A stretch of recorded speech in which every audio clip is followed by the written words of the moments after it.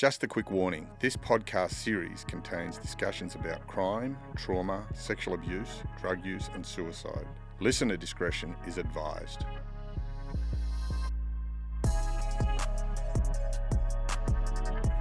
On today's podcast, we've got legendary boxer Jeff Fenech and legendary trainer Johnny Lewis. Welcome to the Stick Up, guys. Pleasure being here as always, mate. Good to see you. Yes, Russell. Yeah, once again, nice to talk to you. I've started a series, and I'm going to call it Heroes, and it's people that have an impact on people's lives. And Jeff, you'd be able to articulate it better than any. What impact has Johnny Lewis had on your life? The easiest way to say it, I wouldn't be here if I didn't meet Johnny. I definitely can't tell you where I would be because I reckon definitely you would have done known. jail, boys. You would have done. You were on that trajectory, weren't you? I did boys home when I was young. Yeah, of course. But like I said, there are certain things, and watching him watch me get beat up for the first time changed my life. I've interviewed a few people in particular. Garth Wood articulates it really well, of going to sitting at the gym at Newtown, sitting on the side of the ring watching you and Johnny work together, and he said that changed his life. This carry on over of what you guys have done together. Yeah, I know exactly what you're saying because some of the footy players that used to work with us and train with us, they still have the most amazing memories of, first of the respect that I have for this man to my right. Yeah, like I said, of course I respected my mum and dad and I loved my family, but I don't know, this was something that was completely different to me. I don't know. I fell in love with this guy, and to this day, I can never thank anybody enough for the person I am and the person I am today, Russ. I'm really proud of myself. I love myself very much. I don't mean I love myself being big, but I love what I do for people. I love what I give back to people, and it all stems from Johnny. What makes Johnny Lewis so special? There are certain people that can have impacts on people in different ways. When I think of people, I always think of the great Wayne Bennett, how he could have all those rugby league players and have their total respect, and they just kept winning and they won for him. My first action after every fight was just to look at Johnny, especially when I won, because I wanted him to know that what I just done, I'd done it for him, and without him I couldn't have done it. And if he never set me all those little goals when I was growing up, and he never set me a goal that was unachievable, he set me these goals that he knew that I could achieve one step at a time. And he's taught me so much, because today I use his brain through what he taught me, trying to look after the fighters that I have, and I try to be as similar to him as I can. But again, today the world's changed, and where he and I could go down the road and have a stout and coke, and when he'd take me down to the Discretion Hotel and those kind of things, we don't have the freedom to do things like that today. But look, like I said, all the things that he taught me, I use at the top of my list. I have the respect of all my fighters, and the reason why I have that respect is because I try to be as great to them, not just as boxing trainers, but as a father figure, as somebody that's going to help them, somebody who's going to give them advice in all other aspects of life. And Johnny, was never just about boxing with Johnny. It was always about me being a better person, doing the right thing, loving my family, doing all that stuff. And can't thank him enough. What did you see, Johnny, when Jeff Fenech first walked into the gym? What did you see, and what did you see him at his potential? What did you see in him? Look, my memory's not really good at the moment, but I think of that first day so many times, and I've got it down to a fine art. Had a young kid in the ring that was a New South Wales champion, Australian champion, fighting to go to the Olympics. On Mount Druitt.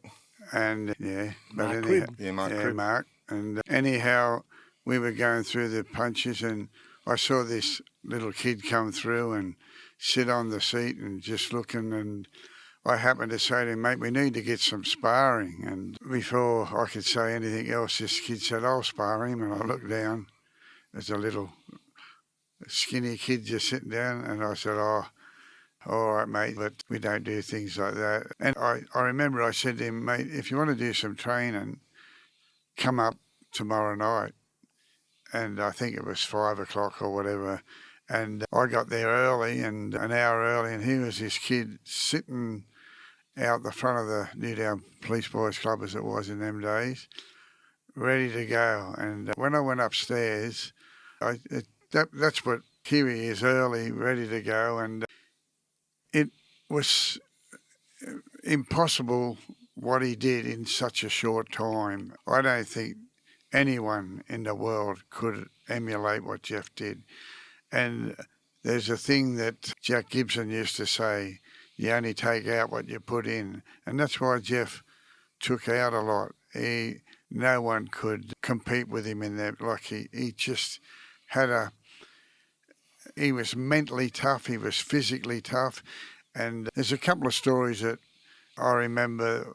I think it was our first fight together, and Jeff was absolutely brilliant for what he... What was that? Can you let's talk about that first fight from both. How was it for you, like coming into your first fight? Here it is, you got this amazing man in your corner. Man, what was going through your head with that first fight, Jeff? Well, the first thing was, the funny thing was, nobody knew he was an amazing man. I did, but nobody else. Yeah. We You really highlighted it. Your career really highlighted. Yeah, well, we started together, and it was like this crazy ride. And I'll never forget my first amateur fight. As nervous I was, prior to the first fight, I had a fight out in the street prior to it because somebody said something to my boy's mother, and I ended up having a big fight in the street before I had my fight. And I fought a couple of guys who were much more experienced than me, and I was doing good. And I'm going to just jump a thing because I'll never forget that Johnny went away once, and I lost my first amateur fight, and he wasn't in my corner. And he said to me that I wouldn't have let you fight that guy. Remember who it was, Johnny?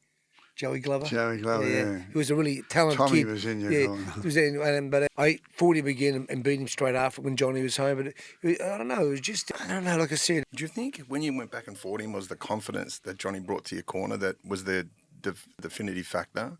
Yeah, that, but I always believed that I could beat anybody. I thought, that's what happens when when you're somebody like me. Like I said, I always worked hard, and I thought I always worked harder than everybody else.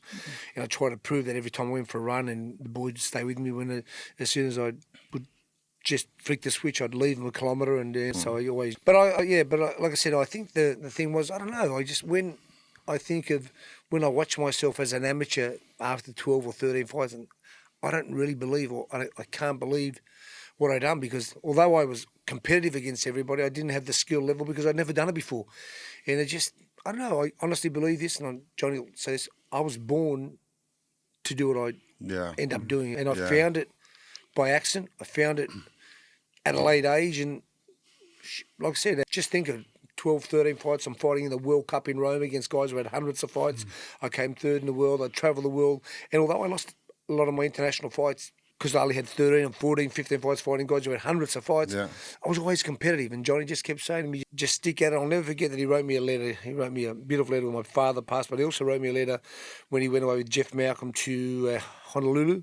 And he left me just before I was going to the World Cup, and our friend Alan Bull Parker, trained me while Johnny was away. But he wrote me a little letter, and he just said to me, Jeff, just go, enjoy and do the best you can. Just be who you are as you always are. Just go and give it your best. And he said, by 1985, you'll see all the benefits.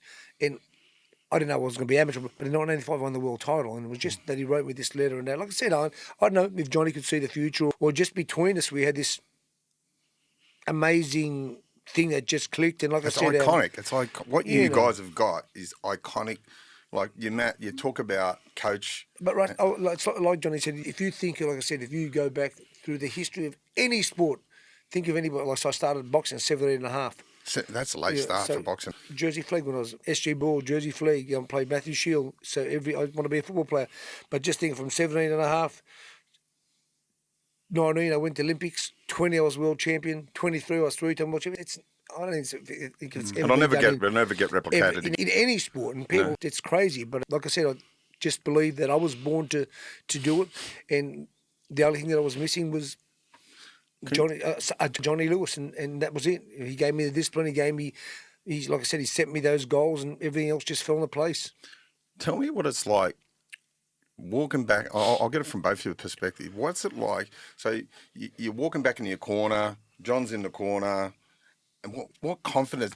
How does it feel knowing that he's there? The great thing was he never really had to say too much to me, because I was beating everybody. And the great thing was, every time I'd walk back, I knew that I was doing him proud. So have a drink, son. You're doing great, and it was never, Jeff, this is happening, that's happening. We always had this. Like I said, it was just an amazing feeling for me to sit down and I'll say it again. of course, I'm going to give myself a bit of pat on the back, but go through all my fights. I fought a guy named Daniel Zaragoza. Carlos Zarate. Wait, forget that, but Daniel Zaragoza went 10 rounds with Morales and one judge had him winning when he was 38. I fought him when he was in his 20s, and he never won a portion of a round against me. So look at all my... See how many rounds I lost. Not many. And you were a massive underdog. Yeah, of course. But we never even lost rounds. I was winning world title fight, 13 rounds to Zip and 12 rounds to Zip, fighting guys like Jerome Coffey was 26-0, one of the best amateurs in the world and one of the best pros at the time. But like I said, I don't know. It was just, I just think that, first of all, like I said, I was born to fight. Without a doubt. I was just blessed to have found that person that could keep me level-headed and, yeah, I shouldn't even say that because there were times where I had a bigger head than anybody else do. But no, I just wanted to keep doing the right thing for him. And that's Johnny. That, like I said, that's the person Johnny is. He's the kind of person that, if a car was run, I'd push him out the road and jump in front of it any day of the week. Yeah, and everyone that has contact with him would say the same. Anyone, like people I've come across, everyone has this. You know, saying and doing it's a different thing. But I know. I agree. I agree, brother. I would. Yeah, I agree. I tell you, Russell, there's one thing in Jeff's amateur career, and I'll jump what I'm going to talk about because it was not so much longer after that Jeff's hands were really sore, and he's still an amateur boxer. It was the highlight of my life when we went down to Melbourne, and unfortunately I wasn't allowed in his corner, but as an amateur, they picked their own trainer for the state. Yeah. He had 3 fights. But these 3 guys were really good. It was the best division we had that was going to get, whoever won it was going to be the best. One of the guys that I fought had just come back from the Commonwealth Games, won a bronze medal in the Commonwealth Games, and Grant Richards. But he won every night. We had 2 ice buckets with his both hands in. And I used to look at him and say, what a shame. He'll win this, but he can't keep on going fighting like that. And anyhow, he won the Australian title, and thus he started his trip to the Olympics. But one of his early fights, there was this particular trainer, and he had a young bloke, and he was going really good. Anyhow, it just typified. He just said to me, you sure you want to fight my guy? And I said, yeah, we'll do it. Jeff would have had about 4 fights at the most. And he was a good fighter, this kid. But anyhow, we fought him, and Jeff absolutely bashed him from the first round to the 3rd. He mightn't remember this, but the bloke come up to me and he said, your bloke, he can't fight. And I said, no, you're right, but your bloke can, and we just beat him. So just imagine, what's going to happen. Yeah. And look, I can tell you things how stupid he was to destroy himself to make the weight. It was impossible, but he did it. What was your fluctuation, Jeff, on average? Before I fought Stephen McCrory and I broke my hand in training, the story is that Bill Morty said that we'd cancel the fight, so we agreed that we're going to postpone the fight. He rings, the next morning I had my alarm off, but I thought my alarm went off. Was that the phone? Bill Morty rang me and said, Jeff, I need to fight. If you're not going to fight, I'm going to be bankrupt. I'm broke. Bill, I'll fight, but I went out again last night. I ate and I've put on another 10 pounds in one night, which quite easy for me back then. Anyways, they said I could fight, just try to make the best I could on the scales, and would relinquish the title, but I could have the fight. So they put me and Johnny and a few of us on a hill farm, and Johnny and them would sneak out in the middle of the night and get McDonald's. And I could always see McDonald's boxes. I'd go for a run in the morning, and pizza boxes. But couple of days prior, we'd gone back home, and I was still like 6 or 7 pounds overweight. And at the time, Peter Matreski was staying with me and running me every day. The morning of the fight, I woke up, I was still about 4 or 5 pounds over, and I thought, do I want to lose? So I went for a run, 5K. Day of the fight, we weigh in. The day of the fight, we weigh in. It's not the day before. Weigh-in was just after lunch. I ran 5K 4 times. I ran 20 kilometres the morning that I fought Steve McCrory, 20 kilometres. I finally made weight. I was dehydrated. My mum looked at me, she was crying. Johnny looked at me, thought I was going to die. But I still made weight that day and still fought with 8 hours rehydration. Like today, we got 34 hours. And I end up stopping Steve McCrory. So I don't know, I just had this crazy mentality that I didn't want to give my title away, and I just didn't want to let nobody down. We sit here in Erskineville. Erskineville has played a big part in your lives. It's known for breeding tough people. Tough people come from Erskineville and Newtown, this area. Do you think, how did this area play a part in who you are today? I know Johnny's really proud Erko bloke. It's simple. You look at, forget just the rugby league players, but you look at the people that Johnny grew up around, the Terry Balls and all those guys. Yeah.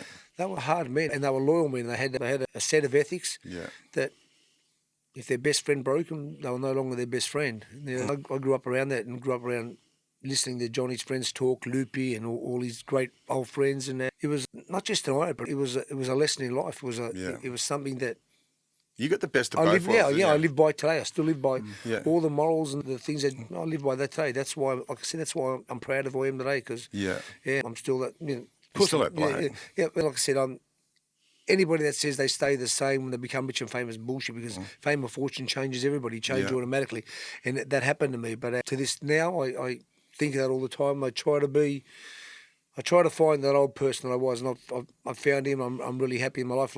As everybody knows, I just received my 4th world title. Yeah. And as exciting as it was, Russ, if I would have got it back then, I wouldn't be here today. I wouldn't be married. I wouldn't have the family I've got. Yeah. So everything happens for a reason. Yeah. The greatest thing that happened to me in my boxing career was the draw with the Zuma Nelson, because I wouldn't have my beautiful wife, wouldn't have my beautiful children. I wouldn't have the mindset. I would have been in America, being a dickhead, and who knows what else would have happened. But like I said, everything happens for a reason. Like I said, the day that I walked in PCYC and met Johnny, my draw with the Zuma Nelson, my first loss, which mostly made me the man I am today, because I'd never lost before, and you learn so much. The adversity teaches you a lot, and losing taught me more than anything ever taught me when I won. Losing let me really know who I was and who was around me, and Sometimes, what seems at the time a curse can be a blessing. I tell you, I got pinched for robbing a bank up in Queensland. 4 super citizens tackled me.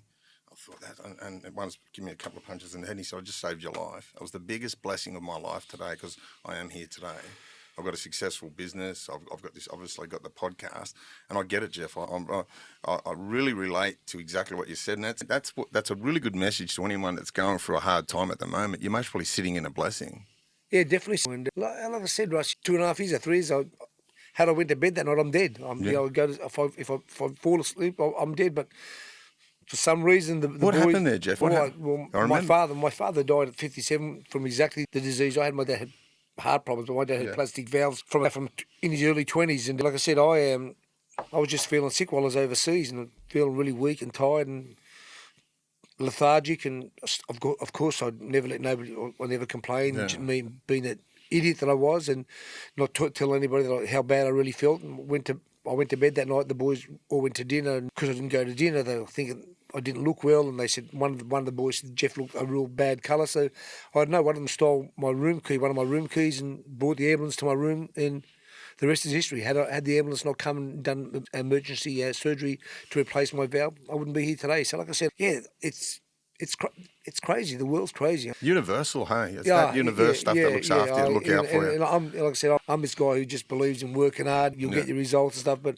there's more to the world than that. For maybe only the good die young, I don't know, but for me to still be here and to be having the most amazing time of my life, because when I was in my 40s, I'll never forget, even when I was in my 20s, I'd speak to Mike Tyson and would say, man, if we lived to 40, how good's that going to be? I'm going to be 60 next year, and shit, I don't feel any different today to I felt when I was 20. I might look at it, but my mental state's exactly the same. I want to enjoy my life, and I got the greatest thing that ever happened to me. I'm sitting with the person that gave me the opportunity to have what I've got, and to be sitting here with Johnny and doing this podcast makes me feel totally blessed. Yeah, wow, that's powerful. John, I just want to touch on something. Jeff just talked about something then about hiding things, hiding his pain. How good was he at hiding his pain? Through the hands, and man, because this bloke, my sternum was broken in half, and I still trained and sparred. My sternum was in half. Yeah, and I don't mean to crack, totally snapped, and I sparred for days and just tried. And John didn't know. I was in pain. I couldn't. When I'd go home, I couldn't. If I didn't sleep, I couldn't sleep in the bed because I couldn't get out of the bed or in the bed. But of course, he knew I was I was injured, but we didn't know the extent. Yeah. Wow. He certainly earned what he got because he suffered. And as I said, I had a young fighter just recently who, king of the castle in the new era of boxing know and him too, everything, and being a good amateur, and he turned to pro. And during one of the sessions I had with him, he was very fast, but he wouldn't din a SAO, but he was fast and could have, in my opinion, done all right. But Jason Lang, who was with me in the gym, he said to Jason, he's trying to turn me into Jeff Fenech. And then Jason told me, and I went in, he was getting changed. I said, mate, don't think for 1 minute that I could ever turn you into a Jeff Fenech. Yeah. And it's the truth. It's to get someone that every square that had to be ticked, he ticked them. He's once in a lifetime, eh? Yeah, look, I see these big footballers, whatever. Some of them put their hands up and whatever. Mate, from 8 stone to 9 stone, he had some horrible injuries. And his hands, as I said, we go back to the first time we had a fight, his hands were sore, but he didn't complain. That's the difference, But as it went on, tell me, on that point, is there ever a time when you see, because his hands were atrocious, weren't they? You know My hands were bigger than the gloves when I took them off. I used to urinate blood for days. Yeah. Yeah, my hands. Was there any time when you thought, I don't think Jeff, but is there any time you thought, mate, you've got to give it away? I remember Jeff just spoke of the McCrory fight, and what he done was absolutely ridiculous. And I held the towel, and I knew, as much as I knew about him, that we might get a round and a half out of this. And I had that towel, and I never let it go. By the 3rd round, I could have threw it in the bleachers. He had some great fights, but to do what he did that day, and then I think it's the last time, one of the last 15 round fights, mate, he stopped him in the 14th round. This bloke is the bloke that a couple of years before, when he was robbed at the Olympics, he won the gold medal. I just want to explain to non-boxing viewers, listeners here, when Johnny talks about hanging on the towel, he can throw the towel in and he cancels the fight. The fight's over.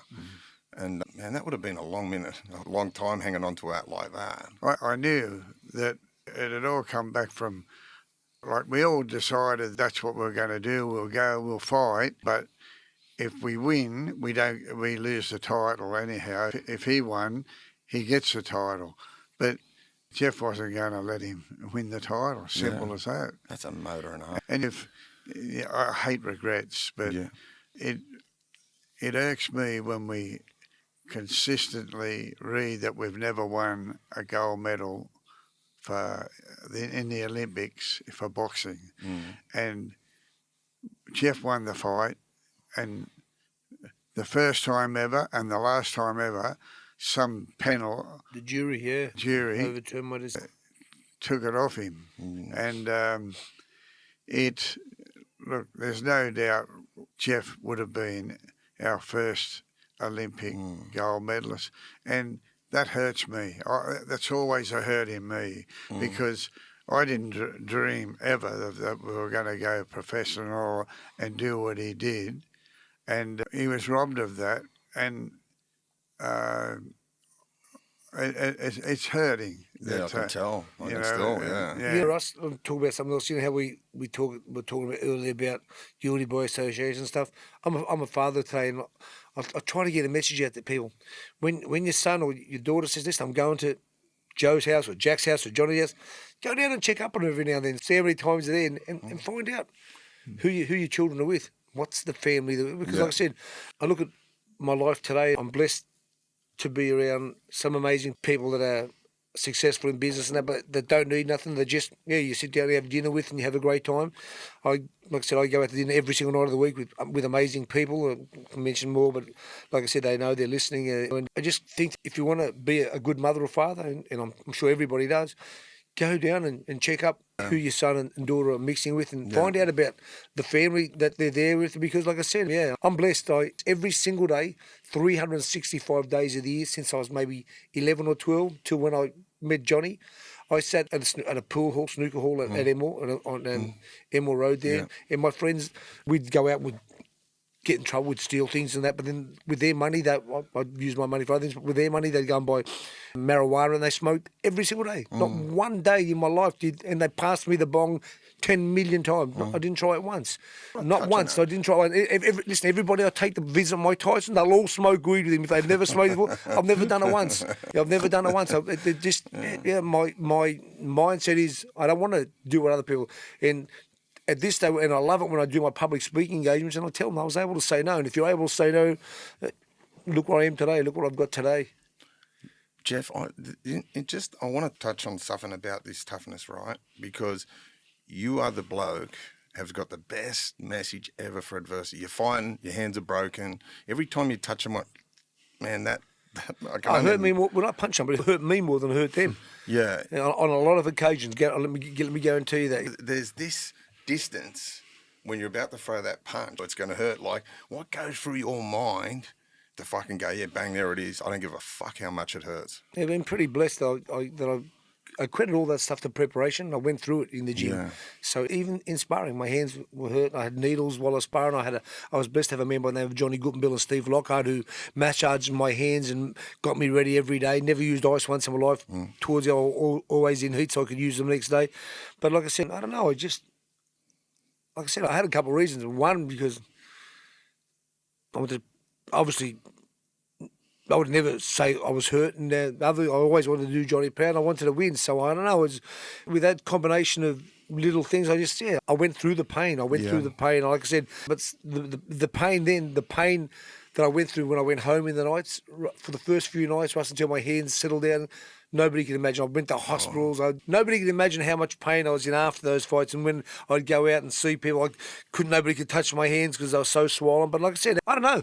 I don't know if it's because I was mostly crazy or what it is. But like I said, I think I answer everybody's question when I talk about it. Everybody's got the same size heart. It's mentally that makes you capable of doing things that nobody else can do. And mentally, I think I was maybe one of the strongest, toughest guys ever. No doubt. Yeah. Let's talk about Jeff's engine, his fucking engine, Johnny. Talk about his engine. What's so special about Jeff Fenech's engine? He's like, your work rate was like phenomenal. I said it earlier, the more you put in, the more you take out. And Jeff, you go on a run, and I used to say to him... He was always in front. Every time I seen anything, Jeff was at the front.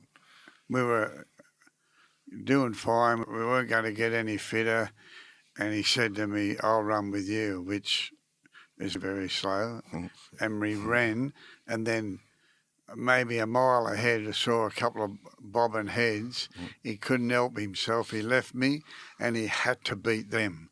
And he had to be the best, not in an awful way. I want to bring somebody up. I was pretty blessed that a man by the name of Robert Ginman, from Urco. Yeah. He took over a part of my running career, and he taught me so much about breathing and relaxing and running properly. So I just thought because he's an Urco boy, and I know that at the moment Johnny's young son's taken out his middle daughter's granddaughter. So it's just a strange world, but Robert helped me a lot too. I could run 10K in 30 minutes, 30 and a half minutes. That's Olympic qualifier. And that's with hills. I never ran. I loved the hills, but I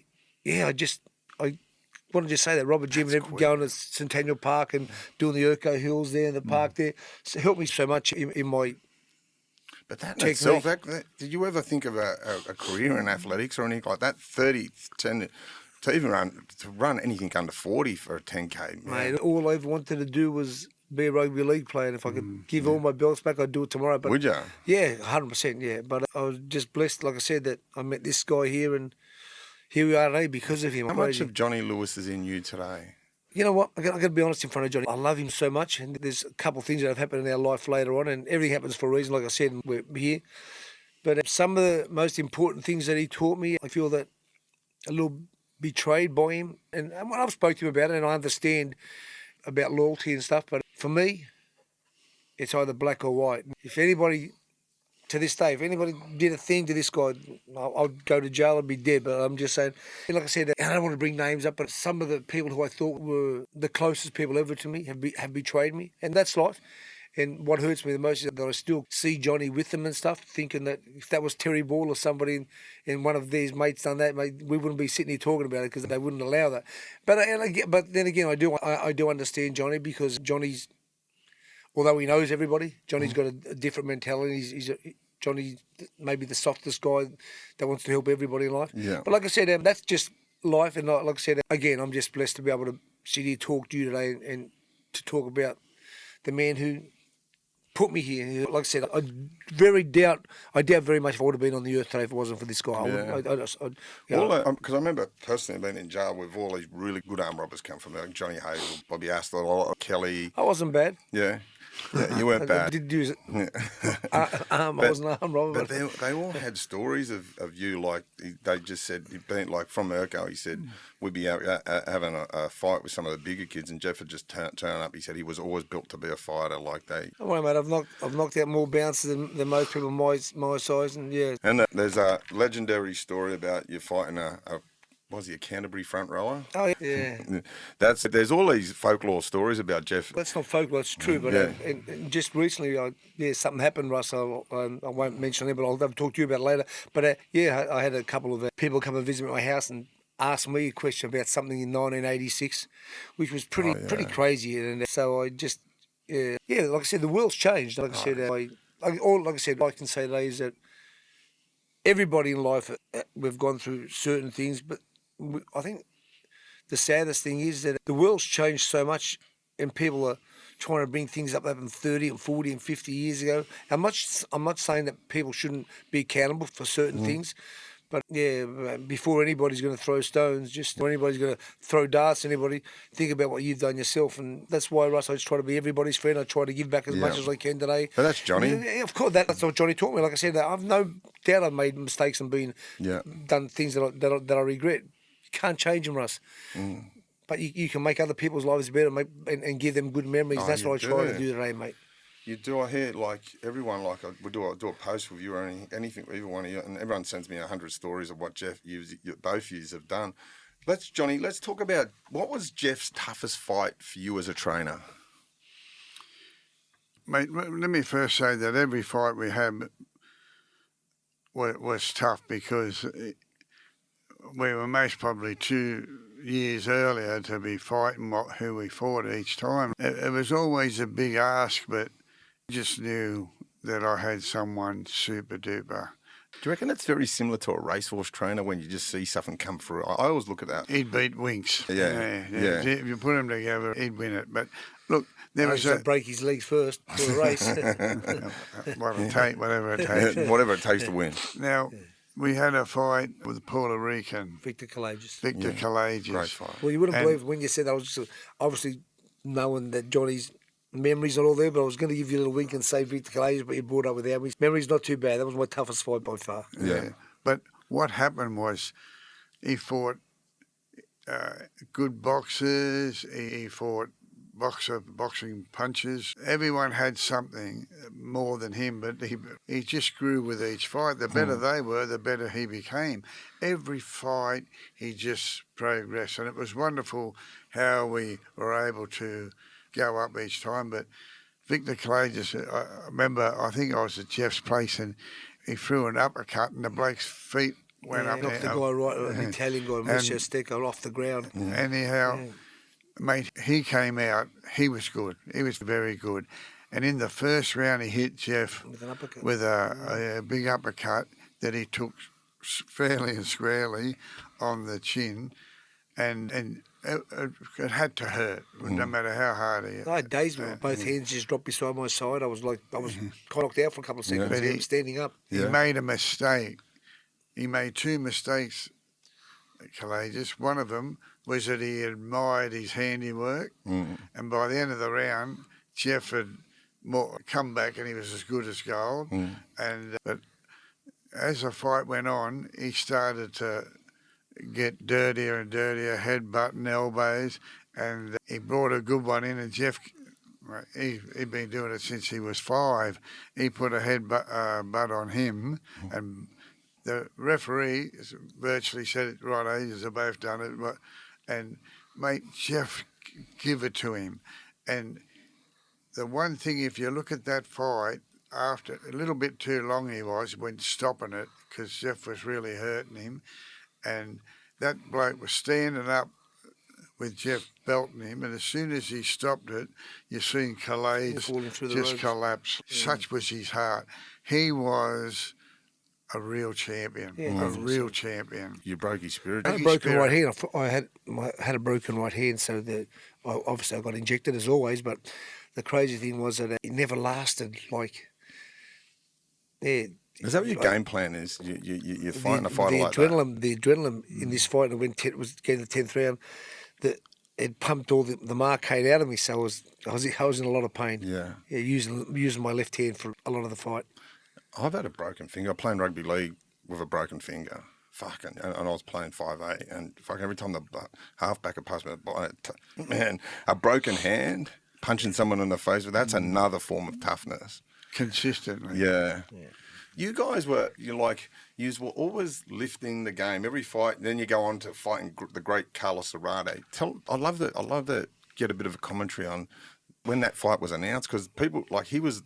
Let me tell you. So he'd retired. He made a comeback. He'd won his 11 fights straight. The fight prior to him fighting me, he knocked out Richard Savage, number 1 guy in the world. He knocked him out in, I think, 4 or 5 rounds. And obviously the WBC, and he's Mexican. Of course, they set that fight up, obviously thinking that I was going to lose. Yeah, but Johnny. What was his? He was over. He had like 100 fights. He was like 78, 70-something fights. 70. He was like a Julio Chavez. One loss, and out of 77 fights, maybe 75 knockouts, some of that. Yeah, but different to Chavez. Chavez had won, but this guy knocked everybody out. Yeah. He had like a 90% knockout record. It was crazy. Yeah. They were saying at the time that Zarate was the hardest punching bantamweight of all time. And there was another Mexican had the surname with a Z, and they fought, and Zarate versus Zamora. Yeah. And Zarate knocked him out. Mate, truthfully, he didn't have enough. Jeff he was on old legs. And one of the great things, they say old legs, he was 28 then, but now 38's old legs. But one of the great things about Carlos Zarate, when they interviewed Carlos, and I'll give you this example, I'll give you 2 examples. So when they interviewed Carlos Zarate, he said that Jeff Fenech was one of the greatest fighters ever fought, and could have been a world champion in any era, because he was in the 70s and stuff. Victor Kalages, the guy that Johnny said was my toughest fight, which I agree with, in an interview with him, he said that he went back to the corner after the 4th or 5th round, then they were asking him, how you feeling, Ronnie? And then he said to his corner, am I fighting a human? Is this guy human? This is the exact words, it's on video, am I fighting a human? He said, I've hit this guy with punches that have knocked everybody out, and this guy's still standing there. Am I fighting a human, How proud does that make you feel when you hear like a fighter talking about the guy that you've moulded and you trained? How does it feel when you hear that? That's the ultimate compliment. I've got to say that for a long time I've been proud of Jeff. Sometimes there's stories I can tell that people would say, there's something wrong with him. I sparred him with light heavyweights, good light heavyweights. You had Virgil Hill out at the time. Yeah, a lot of people know. Jeff Hardy, I sparred Jeff Hardy thousands of rounds. Yeah. But look, Jeff hit on it. He was winning these fights without losing a round. Yeah. If you go right through like training, Jeff, he was just so superior. My job was easy with him because he was super natural or whatever. To every aspect that is needed, he more than had it covered. And yeah, of course I was proud. And I go back, and we had Bill Morty said we can fight for the IBF title. We had 5 fights. And I said, Bill, turn it up. No one got a world title in more, like you'd go 30 fights, and been it for years and everything. I said, Bill, no. I said, he's had 5 fights. Anyhow, he come back again. And I think it was the third time. I said, Bill, get me his last 3 fights on the tapes. Remember we had the tapes in them days? Yeah. Anyhow, he did. And when I seen him, I said, oh, I think Jeff can beat this bloke. Anyhow, we went that way.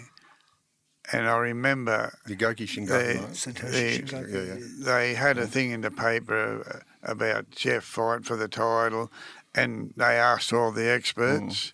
One bloke said we'd win it, and that was Jimmy Carruthers. I was going to test you there. And he said to me, he said, Johnny, you've got a good, he's special, that bloke. Now, there was our greatest. Russ, I want to go back to what you said before. My belts don't really represent what it's when your peers give you respect, like you were talking about what Clay just said about me, what Carlos Rada.